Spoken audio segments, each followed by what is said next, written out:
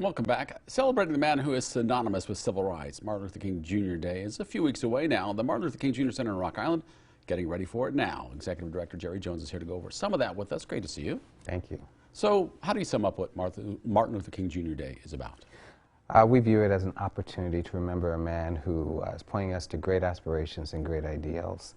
We look at it as an opportunity, of course, to celebrate some of the greatness that exists in our community that align with his legacy. But we also recognize this is an important time to remembering our history and a man who pointed us towards reconciliation and redemption. Is there any added significance this year, even though it might have to be virtual because of the pandemic? What can you tell us about the event? Sure. It's our 39th celebration, and last year we did so virtually. And we did it because we want to model resiliency and project hope for the future, that we won't have to worry about getting together as a group to really enjoy each other and to celebrate a man's memory. So we may have to do it virtually, and if we have to, we will, but nonetheless, we will do it. It will not deter you. Absolutely not. Well, he was a man who wasn't deterred by anything either, so that only makes sense. So how do his messages about justice and equality still resonate today? Well, they ring loudly in my ears every day, but certainly there are some that falls on deaf ears. But we must remember that this man was one of the first to push the message of equity, because that's the path towards equality. And frankly, if we not had him, I'm afraid of where we would have been today.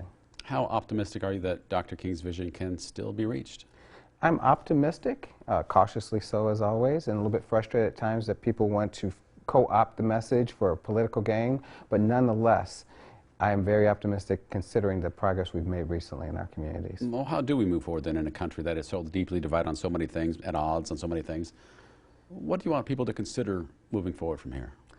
I think it's important that we embrace critical thinking, that we have dispassionate but civil discourse, that we look to find a nuanced and complex truth and embrace that we need to explore those issues so we can achieve real empathy. And in doing so, when we can empathize and understand each other's experiences, we can get to a better truth. What's your favorite part about the event, putting it on every year, whether it's virtual or in person, just seeing the people who show up for it? Just being able to recognize those folks that have done incredible things in our community, and the gratitude that they have of being recognized, but also spreading that message to our entire community, and it inspires and brings on more folks to do so. And what about the people who just might be learning about Dr. King for the first time? Amazing. Young people, obviously. Oh, right. What an example to follow, right? It's incredibly inspiring to see a man who faced such incredible challenges, did so with grace, did so with dignity, and a great intellect. So it's inspiring for our kids. Jerry Jones with Martin Luther King Jr. Center, Rock Island. Thank you for your time. Good luck with the event coming up. I'm sure it'll be a blast. Thank you. And you can find out more about the Martin Luther King Jr. Center online at ourquadcities.com.